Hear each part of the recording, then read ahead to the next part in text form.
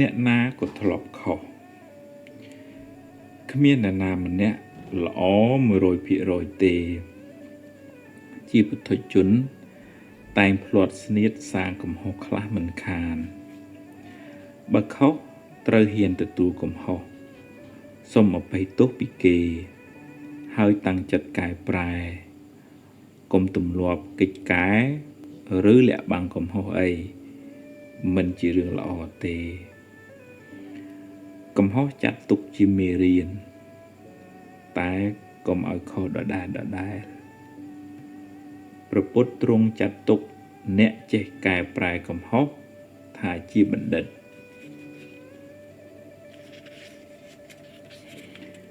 ឈានទៅមុខរឿងណាកន្លងហួសទៅហើយអនុញ្ញាតឲ្យវាចាក់ចេញពីអ្នកទៅកុំសូវរំលឹករំលើកវាអីនាំតែក្តៅក្រហាយចិត្តយកវាជាបទពិសោធន៍តែកុំដាក់ច្រវាក់ខ្នោះខ្នៀងខ្លួនអ្នកក្នុងគុកអតីតកាលឡើយអនាគតដ៏ភ្លឺស្វាងកំពុងរង់ចាំអ្នកបើអ្នកសម្រេចចិត្តចាប់ផ្ដើមសារជាថ្មី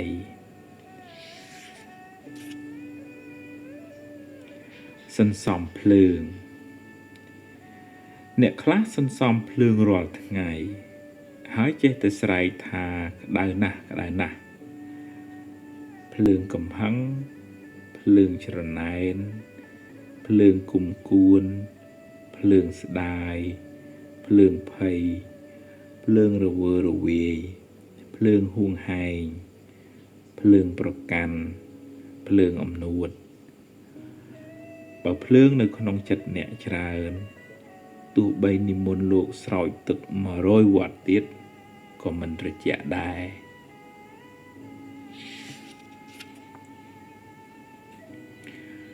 សម្បកក្រៅមិនអាចវាស់វែងសុខុមាលភាពផ្លូវចិត្តបានទេពិតណាស់ថារស់នៅត្រូវការទ្រព្យជាចាំបាច់តែទ្រព្យមិនអាចធានាសេចក្តីសុខទាំងស្រុងបានទេអ្នកមានទ្រព្យច្រើនគ្នានៅតែត្អូញត្អែពីទុក្ខសោករបស់ខ្លួនមានទ្រព្យផងមានធម៌ផងទើបបានសេចក្តីសុខរៀនអប់រំចិត្តស្ដាប់ធម៌ធ្វើសមាធិបង្ហាត់ចិត្តឲ្យស្ងប់ជីវិតនឹងមានភាពត្រជាក់ត្រជុំច្រើន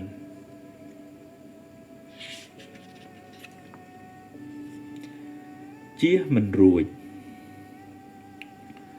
សុខទុក្ខសរសើរនិន្ទាចំណេញខាតជោគជ័យបរាជ័យជួបនិងព្រាត់ជារឿងធម្មតាគ្មានអ្វីចម្លែកទេរៀនទទួលយកទាំងពីរកុំធ្ងោពេកអីធ្ងោទៅបានតែកើតទុក្ខថែមបើជួបហើយដោះទៅដោះបានប៉ុណ្ណាយកប៉ុណ្ណឹងអ្វីមិនចេះតែបានតាមចិត្តរហូតទេ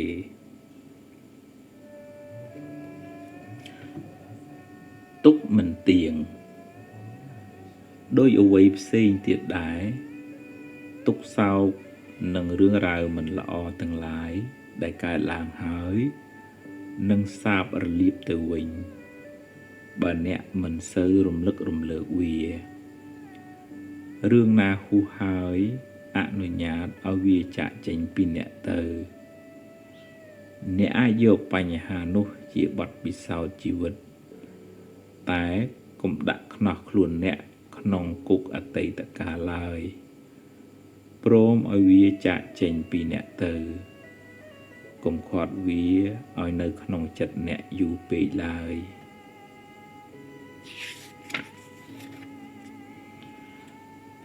ទុកខ្លាំងបើអ្នកបង្ខំឲ្យអ្វីគ្រប់យ៉ាងបានដូចចិត្តអ្នកប្រាថ្នាគ្រប់ពេលអ្នកនឹងរងទុក្ខខ្លាំងមិនខានព្រោះអ្វីកើតឡើងតាមហេតុរបស់វា វាមិនតម្រូវតាមចិត្តអ្នកចង់ទេប្រាថ្នាចង់បានល្អតែបើមិនបានក៏ត្រូវហ៊ានទទួលយកហើយប្រឹងដោះស្រាយទៅជីវិតគឺចឹងឯងរៀនទទួលយកការពិតទើបមិនសូវកើតទុក្ខខ្លាំងអ្នកខ្លះព្យាយាមយល់ពីអ្នកខ្លះទៀតមិនខ្ចីយល់ពីអ្នកទេទោះបីអ្នកប្រឹងពន្យល់យ៉ាងណាក៏ដោយព្យាយាមប្រាប់ពីគោលបំណងអ្នក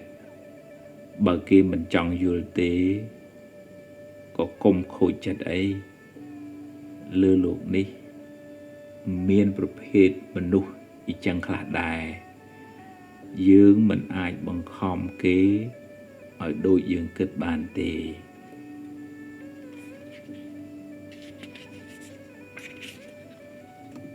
រលកជីវិតម្នាក់តែងជួបរឿងល្អខ្លះមិនល្អខ្លះជារឿងធម្មតាទោះប្រឹងជៀសទៅណាក៏ជៀសមិនរួចរលកជីវិតតែងបក់បោកលើមនុស្សគ្រប់គ្នាមិនរើសមុខឡើយបើជួបហើយប្រឹងដោះទៅដោះឲ្យអស់ពីសមត្ថភាពអ្នកហើយរីករាយនឹងអ្វីដែលអ្នកអាចធ្វើបានមានយប់មានថ្ងៃមានឆ្វេងមានស្ដាំមានល្អមានមិនល្អជាសច្ចធម៌រៀនទទួលយកទាំងពីរទើបមិនសូវកើតទុក្ខខ្លាំង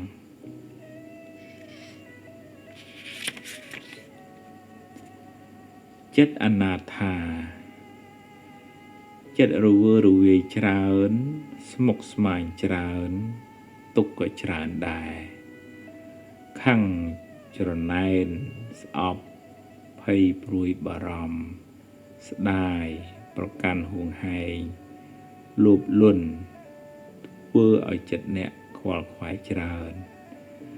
បើអ្នកបណ្ដែតបណ្ដោយតាមអកុសលទាំងនេះអ្នកនឹងមិនបានសុខទេភាពរស់រាយស្រស់ស្រាយមេត្តាករុណាខន្តីសន្តោសប្រោសប្រណីបញ្ញាស្មារតីនាំមកនៅភាពត្រជាក់ត្រជុំសម្រាប់ជីវិត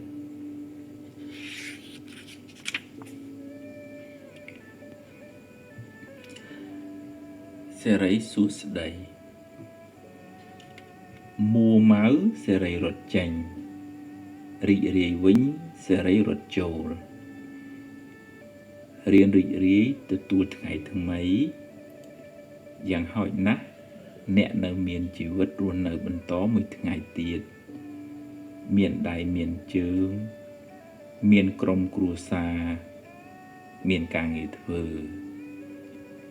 រៀនរីករាយនឹងអ្វីដែលអ្នកមានហើយប្រឹងប្រែងបន្តតែបើជួបរឿងមិនល្អខ្លះក៏កុំមួម៉ៅពេកអីព្រោះបើមួម៉ៅទៅរឿងកាន់តែស្មុគស្មាញថែមជីវិតតែមានបញ្ហាខ្លះចឹងឯងទ្រាំទៅបើដោះហើយដើរហួសទៅមុខទៀតកុំស្ពាយវាសំពីងសំពងពេក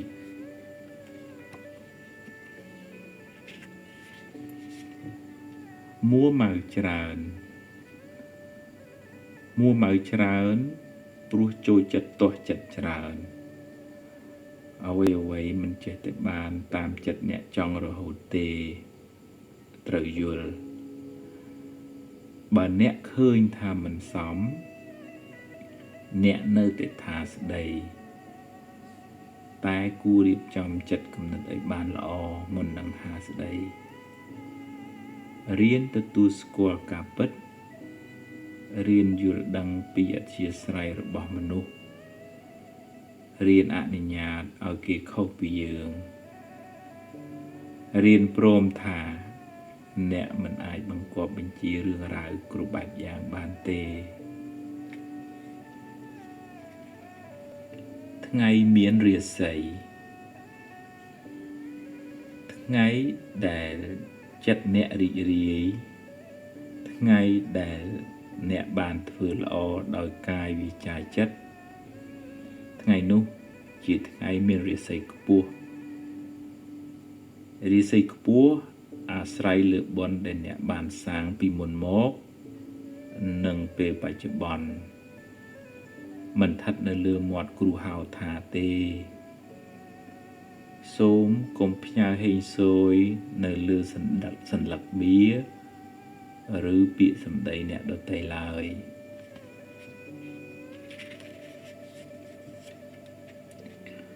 ផ្គាប់ចិត្តមិនត្រូវបើគេស្អប់អ្នកទោះបីអ្នកប្រឹងធ្វើល្អប៉ុណ្ណាក៏គេរកកន្លែងទឹះទាល់តែបានផ្គាប់ចិត្តមនុស្សគ្រប់គ្នាមិនបានទេប្រឹងធ្វើល្អឲ្យអស់ពីចិត្តពីថ្លើមបើគេមិនពេញចិត្តជារឿងរបស់គេសូមកុំចំណាយខួរក្បាលនិងពេលវេលាលើមនុស្សអវិជ្ជមានច្រើនពេក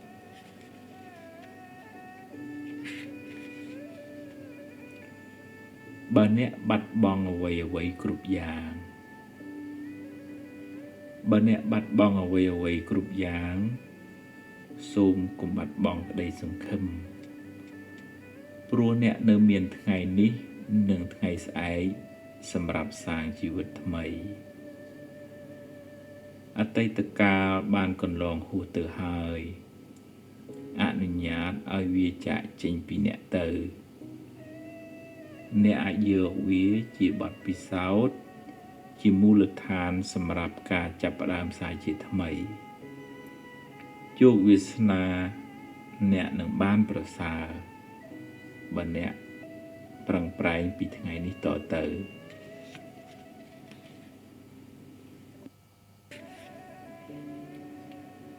បាចលាមកដាក់គ្នាបើគេខឹងអ្នក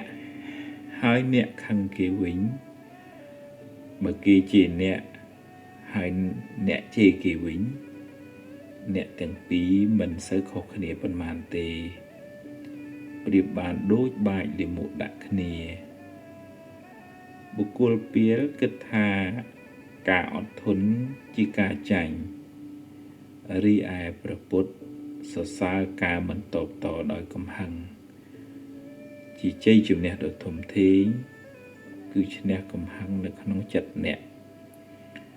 និងជាមន្តដ៏វិសេសសម្រាប់យកឈ្នះមារសត្រូវទាំងឡាយ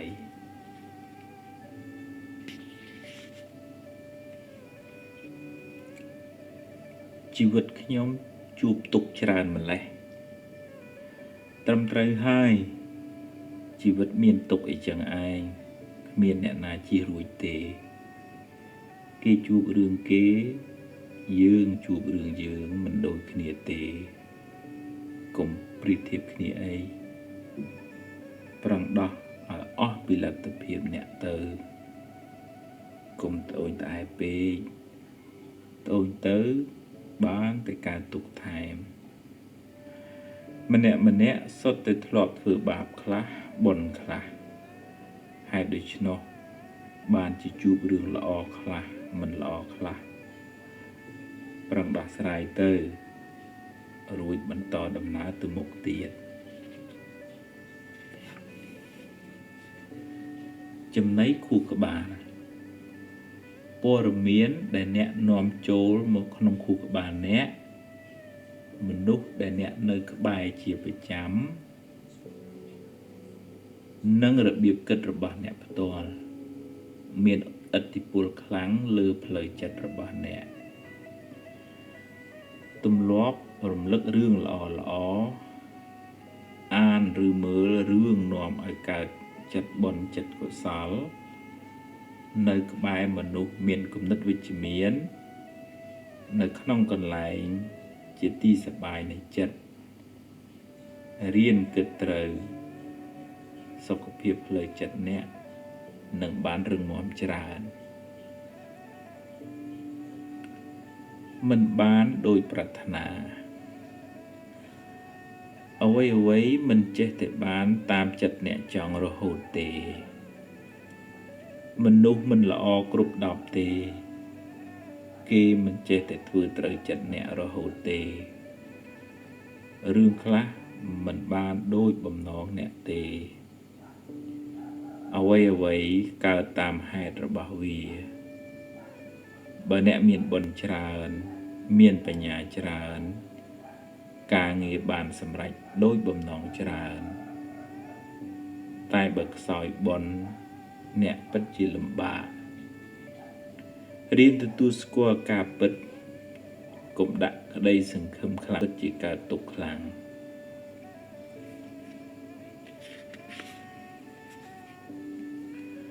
សង្ឃឹមខ្លាំងពេលមិនបានខកចិត្តក៏ខ្លាំងដែរសង្ឃឹមចុះតែត្រូវទម្លាប់ប្រាប់ខ្លួនឯងថាបើបានក៏ទទួលបើមិនបានក៏ត្រូវតែហ៊ានប្រឈមអ្វីមិនចេះតែបានជោគជ័យរហូតទេជីវិតមានទាំងល្អមានទាំងមិនល្អត្រៀមទទួលយកទាំងពីរ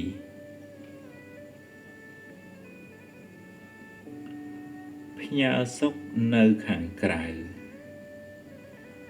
សូមកុំផ្ញើសេចក្តីសុខទាំងស្រុងនៅលើទ្រព្យសម្បត្តិឬកិត្តិយសកេរ្តិ៍ឈ្មោះឡើយរបស់ខាងក្រៅមិនអាចធានាសេចក្តីសុខបាន 100% ទេភាពត្រជាក់ត្រជុំតាមផ្លូវចិត្តសេចក្តីល្អគុណធម៌ទឹកចិត្តមេត្តាករុណាសតិបញ្ញាជាជំរកដ៏ត្រជាក់នៃជីវិត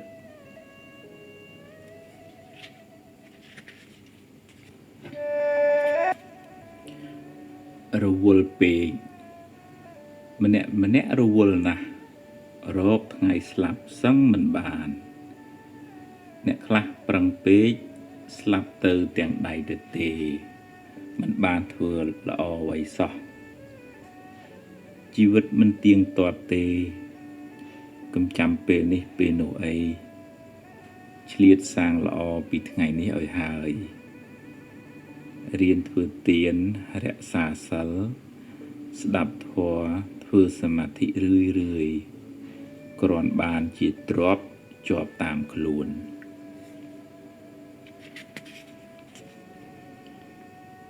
មិនចេះគ្រប់មានប៉ុណ្ណាល្បីប៉ុណ្ណាខ្ពស់ប៉ុណ្ណាក៏មិនចេះគ្រប់ដែរភ្លើងមិនឆ្អែតដោយអុសសមុទ្រមិនឆ្អែតដោយទឹកសេចក្តីប្រាថ្នារបស់មនុស្សមិនចេះស្កប់ស្កល់ឡើយ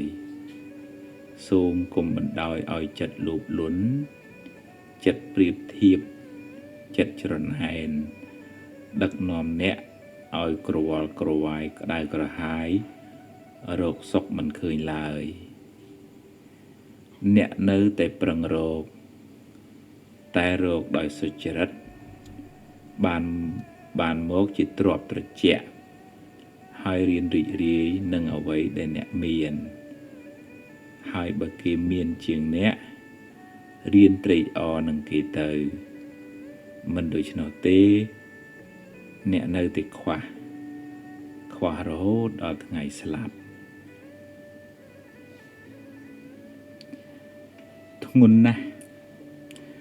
សម្ពាធការងារផងសម្ពាធគ្រួសារផងសម្ពាធផ្លូវចិត្តផងយូរទៅយោងខ្លួនស្ទើរមិនរួចបើធ្ងន់កាយមេត្តាកុំធ្ងន់ចិត្តពេកបើហត់ខ្លាំងត្រូវសម្រាកខ្លះកុំបង្ខំខ្លាំងពេករហូតធ្វើបាបខ្លួនឯងឡើយសម្រាកចិត្តខ្លះរៀនព្រមតាមសមត្ថភាពដែលអ្នកមានរៀនញញឹមទទួលស្គាល់ការពិតរៀនអនុញ្ញាតឲ្យធម្មជាតិប្រព្រឹត្តទៅតាមដំណើររបស់វា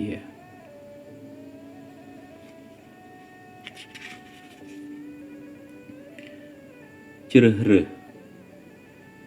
រឿងកើតឡើងក្នុងជីវិតអ្នកអាចល្អអាចមិនល្អអ្នកមិនអាចជ្រើសរើសបានទេតែអ្នកអាចជ្រើសរើសរបៀបឆ្លើយតបបានបើរឿងមិនល្អកើតឡើងហើយអ្នកមួម៉ៅនឹងរឿងនោះលទ្ធផលគឺរឹតតែមិនល្អអ្នកអាចយកវាជាមេរៀនចាត់ទុកជាសំណាងមិនល្អជាផលបាបចាស់ហើយប្រឹងប្រែងដោះស្រាយរឿងមិនល្អคล้ายជាមេរៀនធ្វើឲ្យអ្នកបានរឹងមាំនៅពេលក្រោយ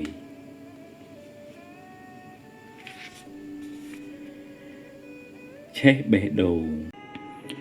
អស់សង្ឃឹម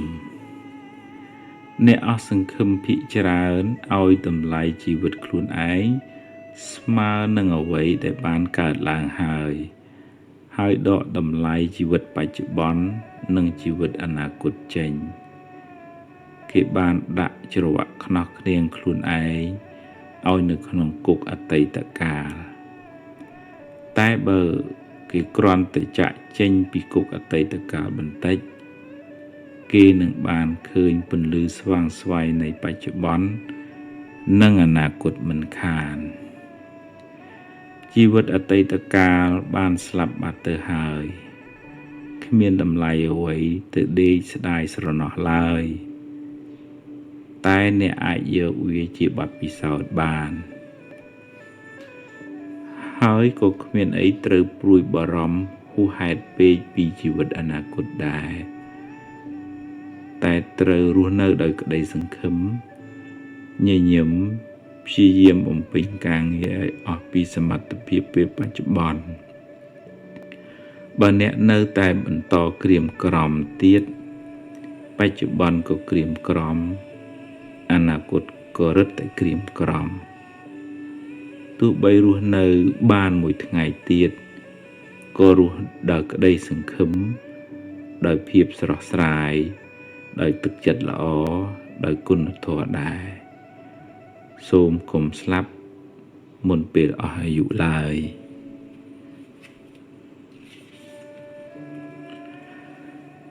ស្រមោលអន្ទូលតាមប្រាណបើអ្នកញញឹមដាក់កញ្ចក់នឹងញញឹមដាក់អ្នកវិញបើអ្នកព្រោះស្រូវអ្នកនឹងទទួលបានស្រូវត្រឡប់មកវិញបើអ្នកមានចិត្តល្អចិត្តត្រជាក់ចិត្តស្ងប់អ្នកនឹងបានសេចក្តីសុខច្រើនហើយបើអ្នកមួម៉ៅក្តៅក្រហាយច្រើនជីវិតអ្នកនឹងមិនសូវបានសុខឡើយកម្មឲ្យផលភ្លាមមិនចាំបាច់ជាតិមុខជាតិក្រោយឡើយ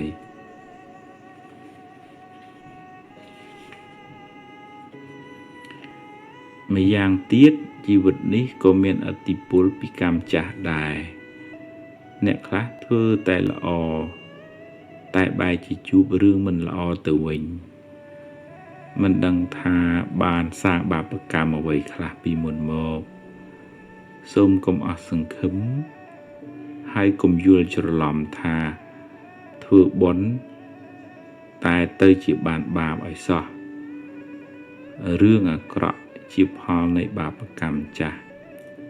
ចំណែកបុណ្យថ្មីមិនទាន់មានពេលឲ្យផលនៅឡើយអំពើអាក្រក់ខ្លះនាំឲ្យឆាប់មានឆាប់បានធ្វើឲ្យអ្នកសប្បាយរីករាយតែឧបមាដូចជាផឹកទឹកឃ្មុំដែលលាយដោយថ្នាំពិសផ្អែមមុនទើបពុលក្រោយ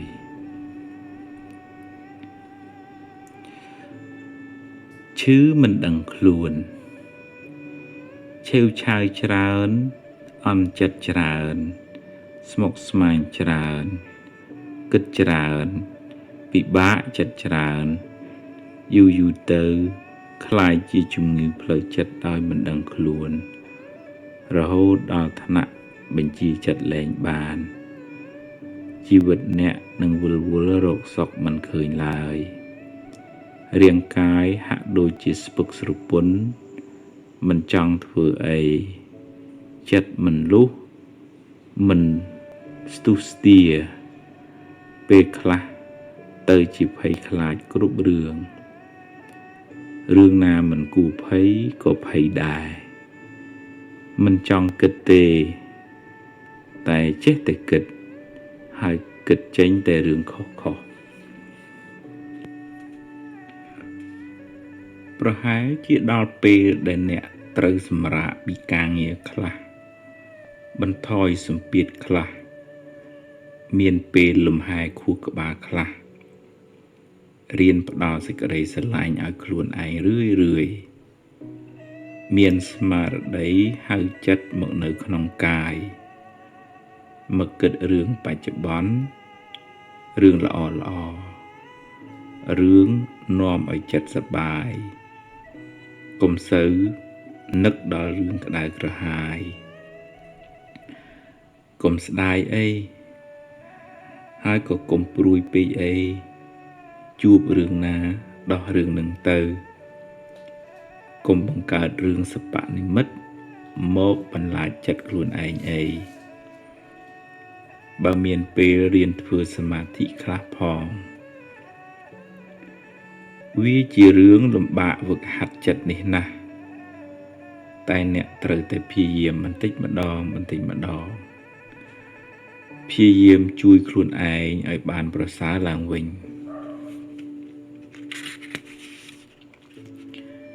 ក្តៅចិត្តច្រើនបើអ្នកក្រៀមក្រំច្រើនមួម៉ៅច្រើនក្តៅចិត្តច្រើនគួរចម្រើនមេត្តាភាវនាការចម្រើនសេចក្តីស្រឡាញ់ឲ្យបានរឿយការចម្រើនមេត្តាប្រៀបដូចជាការស្រោចស្រពចិត្តខ្លួនឯងដោយទឹកអម្រឹតដ៏ត្រជាក់ធ្វើឲ្យកាយរបស់អ្នកបានត្រជាក់ត្រជុំអ្នកត្រូវធ្វើជាប្រចាំដោយស្រោចបន្លែរាល់ថ្ងៃទើបបានលទ្ធផលល្អប្រសើរធ្វើចិត្តអ្នកឲ្យបានត្រជាក់ត្រជុំ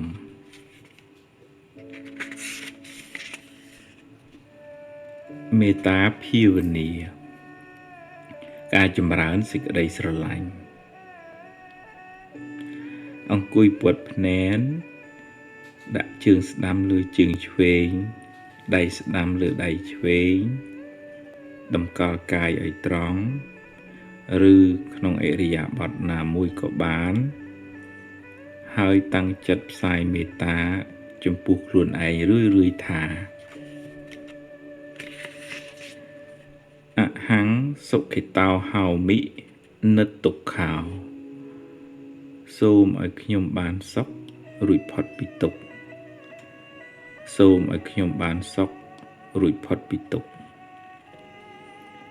សូមកុំឲ្យខ្ញុំខឹងគេសូមកុំឲ្យខ្ញុំចងពៀនឹងគេសូមកុំឲ្យខ្ញុំខឹងគេសូមកុំឲ្យខ្ញុំចងពៀនឹងគេបន្ទាប់មក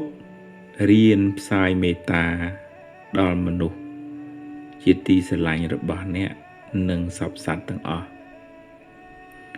សូមឲ្យមេត្តាបិតាខ្ញុំបានសុខរួចផុតពីទុក្ខ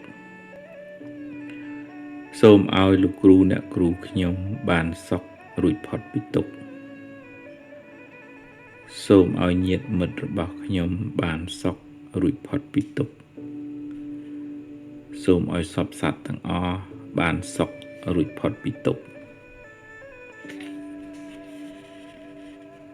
ពេលអ្នកទម្លាប់ផ្សាយមេត្តាចិត្តរឿយអ្នកនឹងមានចិត្តត្រជាក់ស្ងប់មិនសូវក្តៅក្រហល់ក្រហាយឡើយឧបមាដូចបានស្រោចស្រពទឹកអម្រឹតលើចិត្តអ្នកដូច្នោះឯង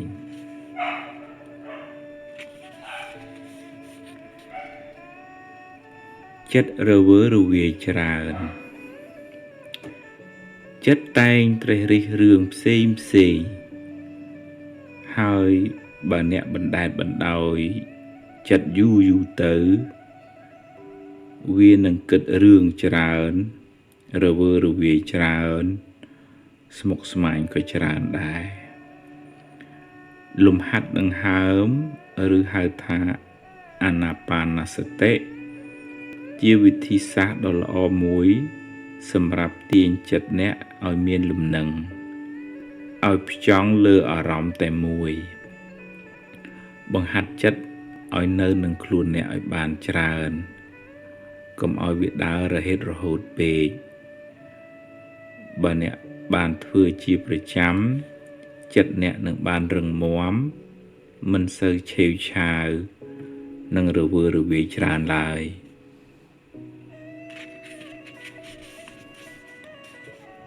អាណាបានសតិសមាធិការតាមដានដង្ហើមចូលរកកន្លែងស្ងប់ស្ងាត់អង្គុយពត់ភ្នែនដាក់ជើងស្ដាំលើជើងឆ្វេងដៃស្ដាំលើដៃឆ្វេងហើយតម្កល់កាយឲ្យត្រង់លោកអ្នកក៏អាចចម្រើនសមាធិក្នុងឥរិយាបថទាំង4ឥរិយាបថណាមួយអ្នកត្រូវដកចិត្តចេញពីរឿងផ្សេងមួយរយៈសិនហើយតាមដានខ្យល់ដង្ហើមចេញចូលតែម្យ៉ាងដំបូងអ្នកអាចដកដង្ហើមចេញចូល3ដងខ្លាំងសិនរួចដកដង្ហើមធម្មតាវិញបន្ទាប់មកយកចិត្តមកដាក់ត្រង់រុនច្រមុះទាំងសងខាង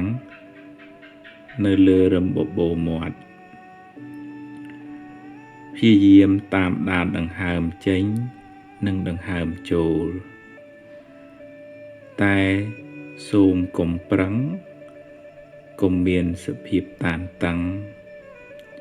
សម្រួលកាយសម្រួលចិត្តកំណត់ដឹងដង្ហើមចេញដង្ហើមចូលតាមធម្មតារឿយ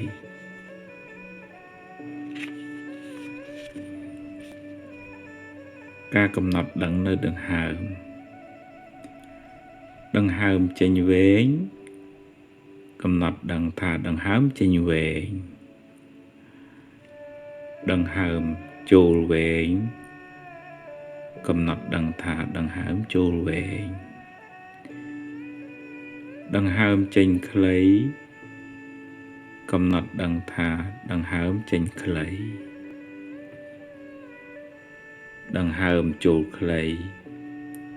កំណត់ដឹងថាដង្ហើមចូលខ្លីសតិតាមដានខ្យល់ដង្ហើមយូរទៅខ្យល់នោះក៏មានសភាពខ្លីស្រាលចូលបន្តតាមដានដង្ហើមខ្លីទៀតរឿយយូរទៅខ្យល់គ្រួតគ្រាតក៏កើតឡើងខ្យល់ខ្លះឡើងលើខ្យល់ខ្លះចុះក្រោមខ្លះកាត់ទៅតឹងកាយខ្លះសោកសៀតណែនក្នុងកាយបណ្ដាលឲ្យតឹងមុខតឹងមាត់ណែនខ្លួនណែនដៃជើងឬក្បាលជាដើមទុក្ខវេទនាទាំងនោះមិនទៀងទាត់ទេវាកើតហើយនឹងស្ងប់រងាប់ទៅវិញសូមកុំមានការភ័យខ្លាចសូមបន្តការតាមដានដង្ហើមនោះរឿយបន្តទៅទៀតបើលោកអ្នកមានសភាពភ័យខ្លាចក្នុងចិត្តលោកអ្នកអាចសូត្ររំលឹកគុណព្រះរតនត្រ័យមុនពេលចូលគេងពេលក្រោកពីគេងឬពេលមុនចេញដំណើរទៅណាមកណាជាដើមដើម្បីឲ្យចិត្តមានភាពស្វាហាប់កម្ចាត់នៅការភ័យខ្លាចតក់ស្លុតព្រោះមានព្រះរតនត្រ័យជាទីពឹងទីរលឹក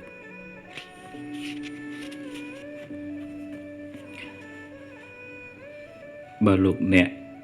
ចេះធននមស្ការពិស្ដា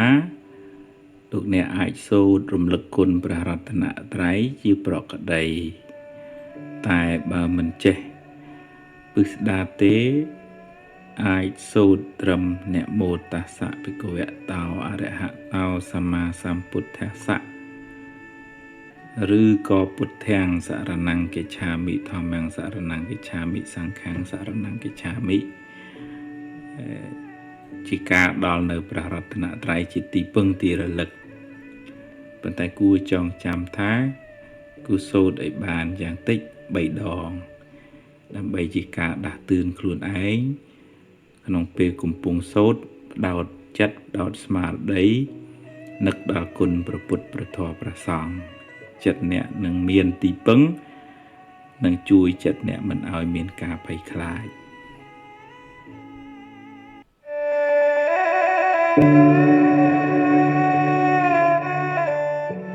ផ្លូវចិត្តរបស់យើងវាមានឥទ្ធិពលពី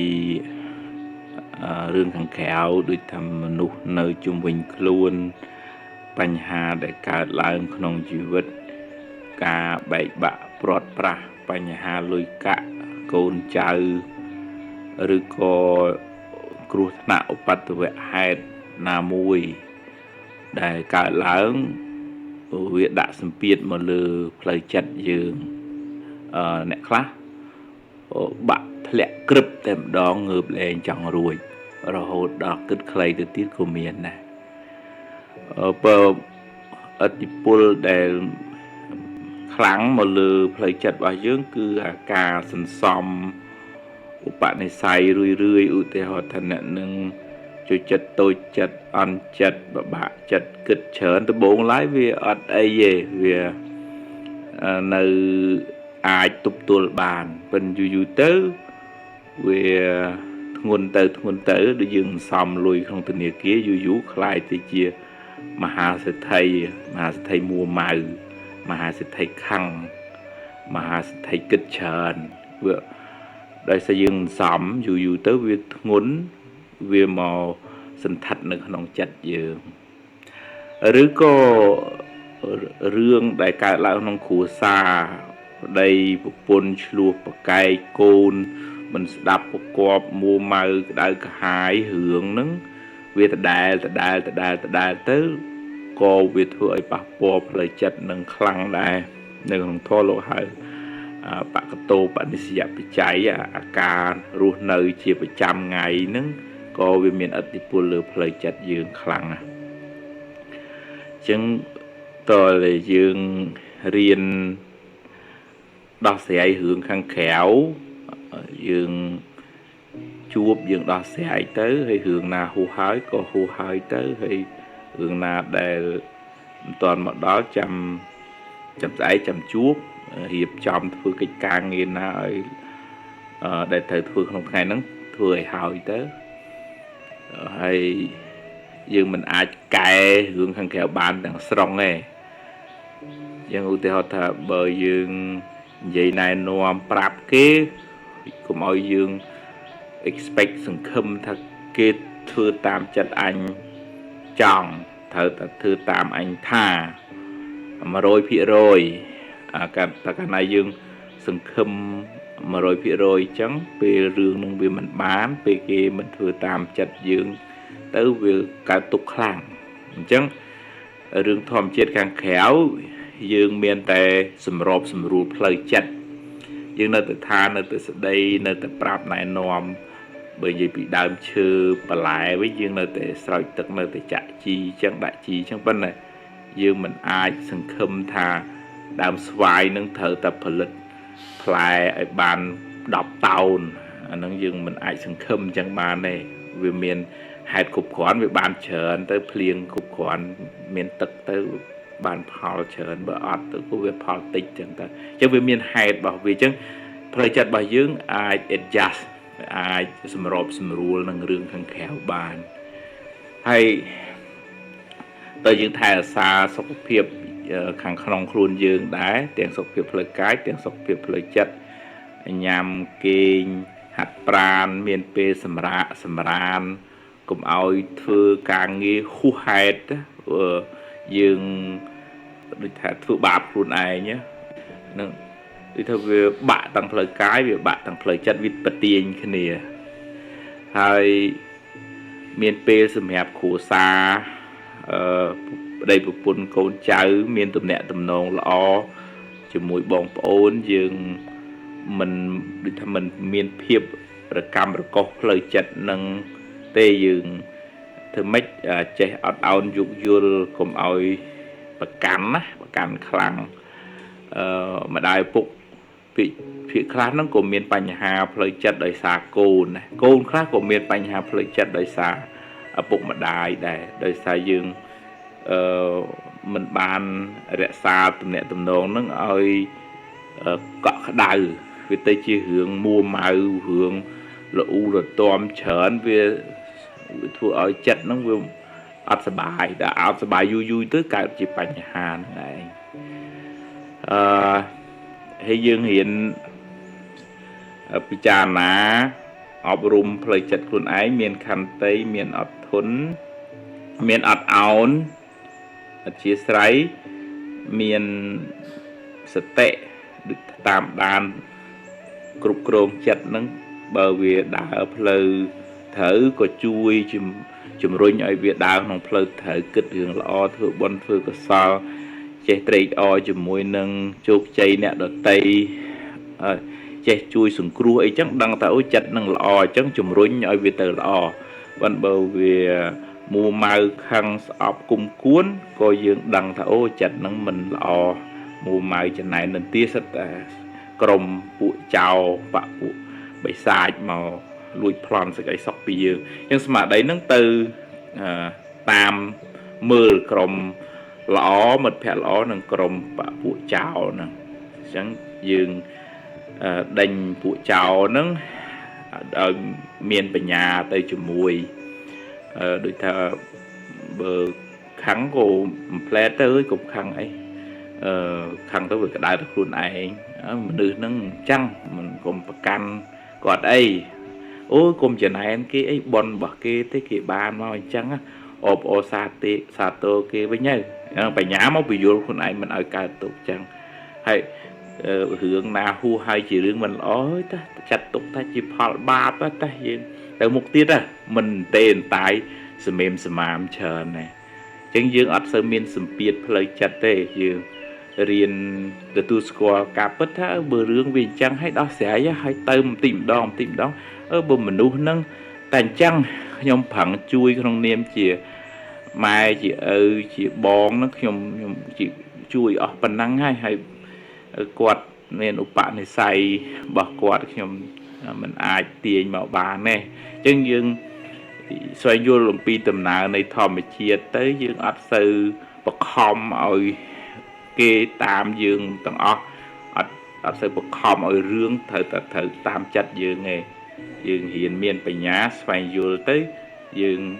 ស្រាលពីសេចក្តីទុក្ខ